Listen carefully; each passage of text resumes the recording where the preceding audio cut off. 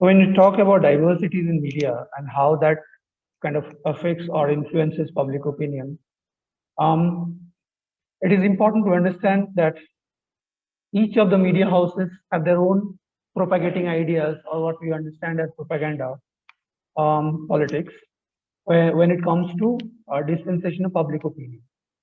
The press in any free democracy is diverse and reflects multiple opinions. Okay. Um, when we talk about diversity of press, it it also cuts in both ways.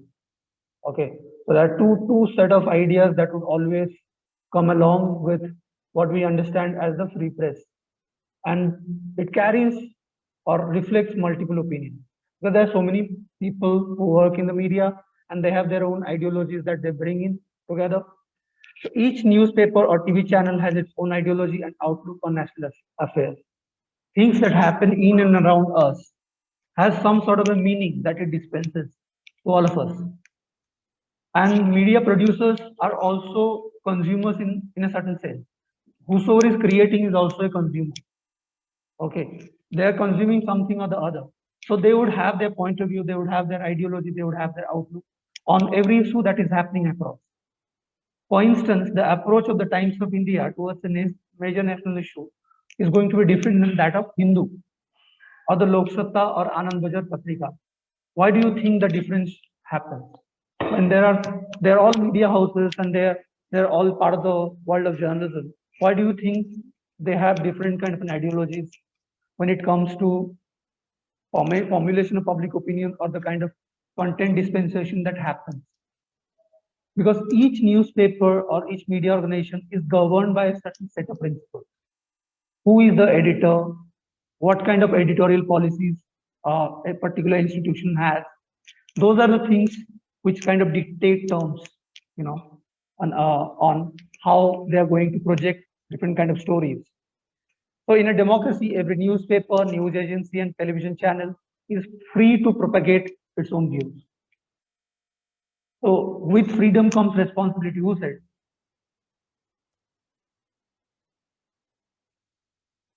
Who said with freedom comes responsibility? With great freedom comes great responsibility. Gandhi, Superman.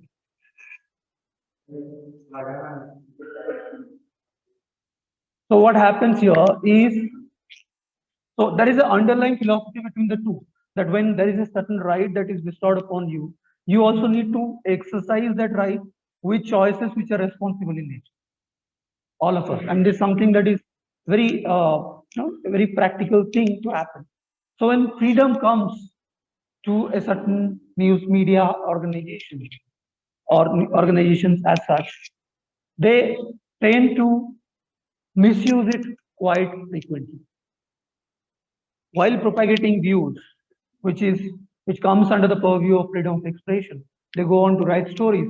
But remember, it always cuts two ways, and it can have a larger impact on public opinion in both the ways. Public opinion can sway in a certain track which is uncalled for, which goes in a direction which is not truly developmental in nature. It's not something that is reflecting a progressive point of view. But all those things are there, and news or media organizations, irrespective of whether they are newspapers or channels or radio stations, they continue to engage in this kind of an activity. So by and large, when we look at an authoritarian regime or where dictatorship is there, media diversity is curbed. There is no diversity in terms of how media can opine or offer their point of views. They are forced to reflect upon content which is the mouthpiece, or which comes from the dictator or whoever is ruling. This is the biggest difference between authoritarianism and a democracy. As a democracy, media and the people still have the power to freely express themselves. This is an ideal scenario. I'm not talking, you can turn around and ask me the question, but we are also a democracy. We are a joke in the name of democracy. We are not a democracy. We are here to celebrate democratic principles, so to say. There was a constitution that was laid out, okay, back in the day, and there had been amendments over a period of time, all for a vision where people can actually have democratic ideals to live by. What I'm talking about is an ideal scenario and how media diversity can bring in more layers to public opinion. Next point is prejudices and vested interest of management of media. Most media in a democracy have some form of prejudice or ideology guiding them. Okay, it works as a guiding force. It works as a philosophy, as a working ideologue. Okay, some are guided by the leftist ideology, which supports public ownership and economic equality, while some are guided by rightist ideology, which supports free trade and private enterprises. And you can see that, you have had different governments rule this country over a period of time. If you look at the political history of our country since we gained independence in 1947, from that point till now, when you look at the state history, when you look at different states' history, or you look at the national history, national political history, the parties which have come into power, what kind of policies they laid out, and how they treated the media, that would have a direct correlation between how media was allowed or not allowed to produce the kind of content that they wanted to do, and what kind of a larger collateral impact those kind of content had on the public of that time.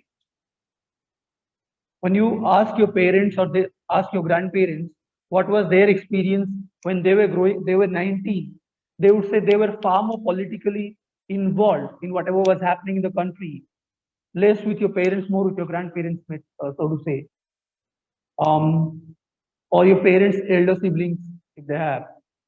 Basically, what I'm trying to say is people who are a part of the 70s or the 80s or the 90s for that matter. At the prime of their youth, their exposure or understanding or involvement or engagement with the political affairs of this country was far more than you. What do you think? Where do you think is the gap? Why your parents were like that, or that generation was like that, or our generation was like that, and then there is a huge gap between you, and there has been a shift. The shift of your engagement, of the youth engagement, is more towards technology. We have moved from being just a social political geography to a technocratic geography, where AI dictates how you must think and live. That's how it is, right? At this point in time, you are driven by algorithms, you are not driven by thoughts. Whereas there was a vision for this country, there was a vision for how this society is going to shape up. To make it a vibrant democracy, or to bring it down to a level where authoritarian regimes would have everything to tell us how we should live by. There's a huge gap that has happened between that. Understand that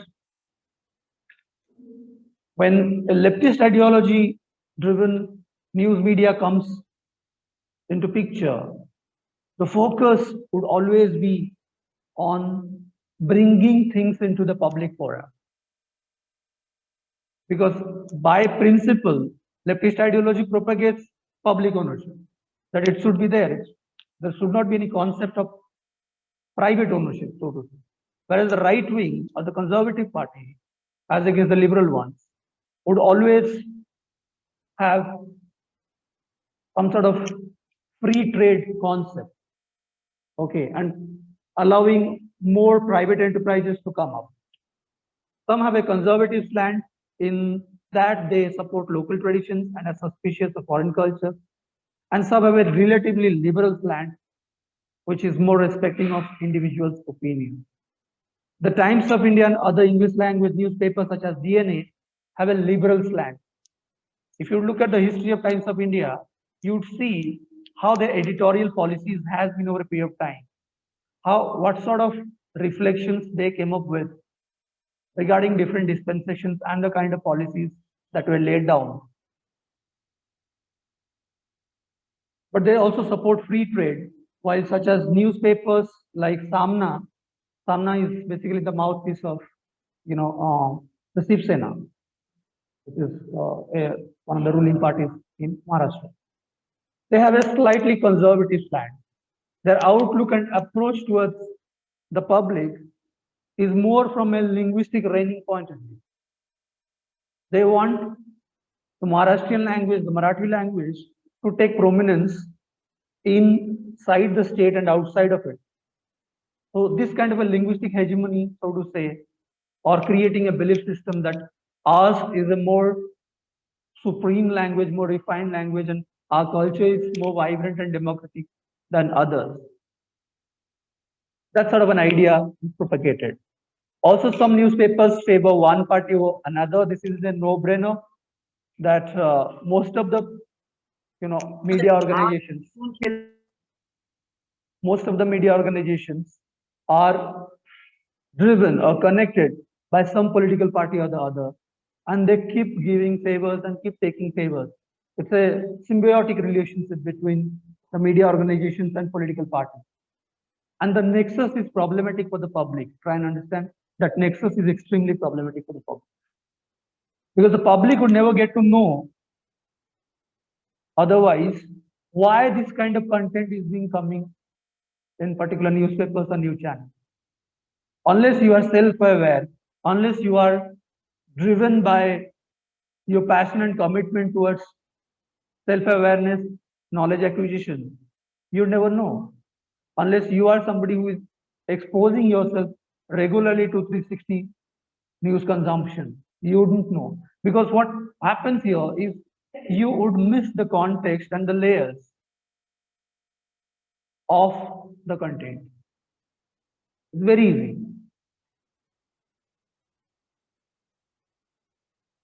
So while Times of India is known to favor the ruling party, Indian Express is known more to criticize the ruling party. So whatever be the current dispensation, Indian Express always tries to take a stance which is anti-establishment in nature. Magazines such as India Today and news channels like Aaj Tak are known to favor BJP, while Outlook magazine is known to favor the Congress. These are not something that I am saying. It's something that has been the observation over a period of time. While Samna, being a mouthpiece of the Shiv Sena, is obviously going to propagate their ideologies, Gyan Shakti is the mouthpiece of CPI.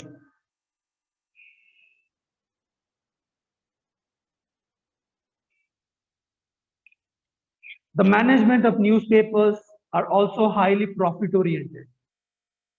Okay. So apart from the social function of journalism also, or media houses are also supposed to be business enterprises, right? They're supposed to be business enterprises, and business enterprises focuses on a profit orientation, which is very normal. And they do not like their newspapers criticizing the government because they're always expecting favors from the government to expand their business activity. I'll give you a small example to be very clear. If I run a newspaper where I openly, vehemently criticize the policies of the current dispensation, then it is more likely that I would never get government ads in my newspaper. And remember that newspaper or news organizations survive, sustain, and grow because of the advertising revenue that they generate. It's not the production, it's not the subscriptions that help them survive. You would not be able to account for at the first place. The newspaper that you buy at 10 bucks, 8 bucks, 5 bucks, the production of that newspaper cost is triple. 20 rupees is spent in one news bulletin, one newspaper that you pick up. The investment cost is 20 rupees. The selling price is 5 rupees. For each newspaper that one news organization is selling, them incurring a loss of 15 rupees. Then how is it so that they are paying establishment cost, infrastructural cost, buying new machines, paying salaries to all the employees, including the journalists, and also growing, right? If you see Hindu, Times of India, New Indian Express, these organizations are not born yesterday. They've been there more than a century now. How did they survive? They survived because of the advertising revenue that they generate. And it is not, try and understand what is peculiar is, it is not just that they are going to lose advertising contracts from the government. Those corporates and factories and mill owners and other people who are,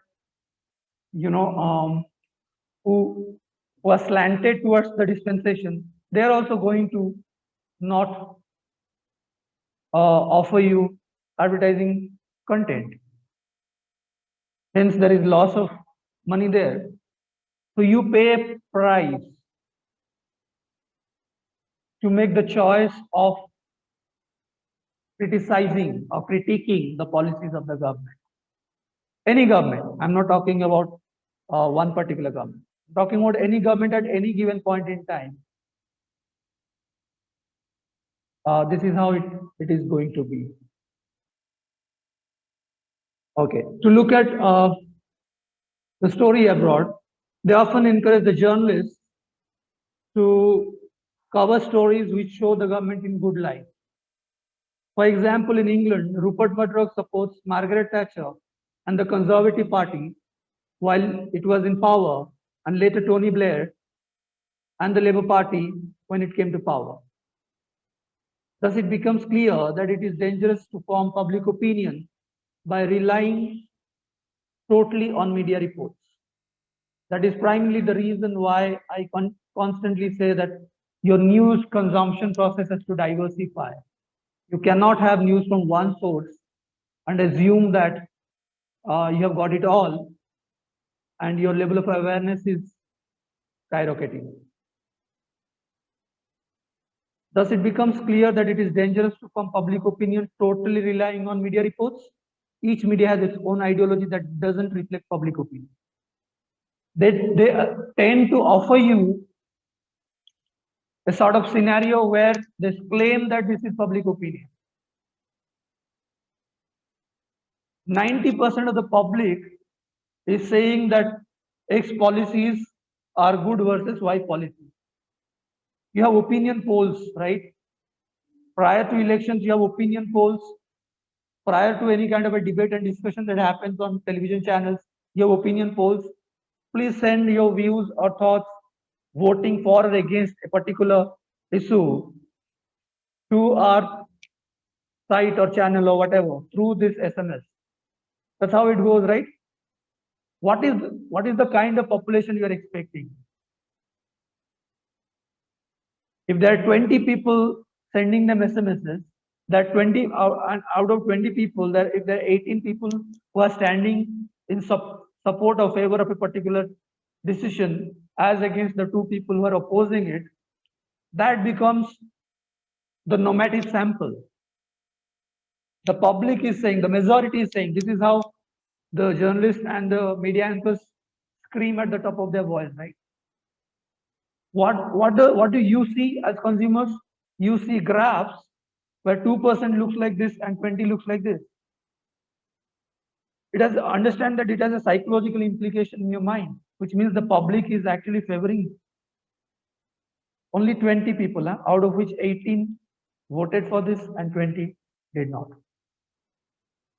So of a sample size of 20, they are trying to evaluate the opinion of the public, which is, as we speak, 1.3 billion and counting. And the general public, who is used to only the consumption pattern and never pays attention to the analytics or the politics and science behind that analytics, will never get to know. The common man would always think that this is what the public thinks. To understand that this is how that Hogwarts is created also. So sometimes newspapers come under the pressure from the government and are forced to project views that are not true. Right? How does that happen? The newspapers come under the pressure from the government. In one way or the other, the government pressurizes newspapers, media organizations to offer kind of content which shows them in good light in favor of money or by threatening them. If you don't do this, you will have consequences. That's how it is. Then how can the public trust the opinions floated by the media? The answer to this is very difficult. It's a very complex sort of a scenario. People should not swallow blindly everything that appears in the media. This is what I had been talking right at the beginning of this lecture in the last 2 days. It is advisable to read 2 or 3 newspapers of different ideologies. Now you would say, who has the time to read 3 newspapers? We get our news on our phone feeds. That is information. What you are doing is you are trying to base your opinions based on that information. What goes out is your opinion. You are not just informing that India won the cricket match. That is information. You are claiming India won the cricket match because of XYZ, where you are arguing. And the argument needs context. How will you build context when you are not fueling yourself with that kind of understanding? Are we clear? If not possible, an enlightened newspaper reader, before forming an opinion, should try to understand the background and the ideology of the newspaper he or she is reading, or what is the particular TV channel he or she is viewing. Irrespective of whether it is news content or entertainment content, you have to be your own evaluator. You have to understand and break some shackles and boundaries that you have created amongst yourself because you have been exposed to a certain kind of media a certain way. Thanks to your parents, your friends, your families, your relatives, your school teachers, your college teachers, everyone who try to influence you subconsciously in one way or the other. And sometimes there are concerted efforts that our daughter should have this kind of a worldview. Right? There's always a cultural projection that is happening. That you must behave this way, you must wear our clothes, you must speak in this language, you must be refined, polished, this, that. You must play along with whatever is being offered to you. What happens here is we subconsciously get into a herd mentality, right? So we tend to assume everything that is majoritarian is truth, which is a problem. What happens is you lose the criticality of the matter. You lose the choice to question. Remember, any progression that can happen, any change, any transformation that can happen, can only happen if there are diverse point of views being debated across the table. All of us need not agree. If all of us agree there is a problem, understand that. Stability of this kind, when there is political discourse happening or media discourse that is happening, if it is stable and you tend to assume that it is peaceful and balanced, it's not progressive. Progressive ideas always subvert the concept. They try to disrupt. And when I'm talking about disruption, I'm not talking about vandalism. I'm not talking about come into this, break chairs and scream. I'm not talking about that. I'm talking about ideological debates. I'm talking about value dispensation. What is happening across the world and where you can contribute as individuals. Not just as passive media consumers, but as active producers. People who can significantly contribute to the literature, people who can contribute or significantly contribute to the ongoing movement. Right? He should understand, he or she should understand, the media consumer should understand why a particular news channel or a newspaper or any media organization for that matter is supporting one political party over the other. Another way of forming unbiased opinion is to discuss issues with our friends and find out where we have differences. And while doing so, stop judging that person. The person's background is not something that he or she could help it. I can't help because I am born into X family or Y family, belonging to X state or Y state, speaking X language or Y language. Right? That's not something I had a control over. But since the day I started developing some sort of a cognitive ability to understand how things are around me, I am not somebody who is going to soak in everything and stay passive. Because there are physiological and psychological things that are simultaneously happening to you. Right? Everything that happens in and around us affects. That's why we are called social beings, not a brain, very difficult thing to understand. So in such sort of a scenario, if we are social and we remain in the society, should we not try to transform the society? Or you think it's always the other's responsibility to do that? My engagement is restricted to only to whatever my parents say, because I am a good kid.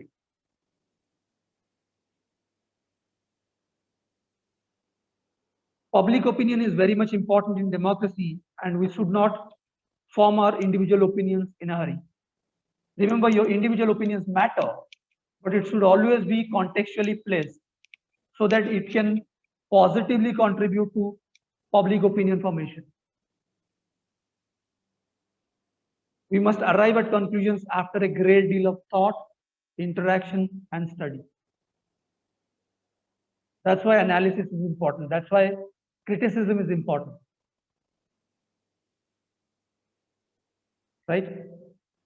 So that's more or less about building public opinion. I'll stop here.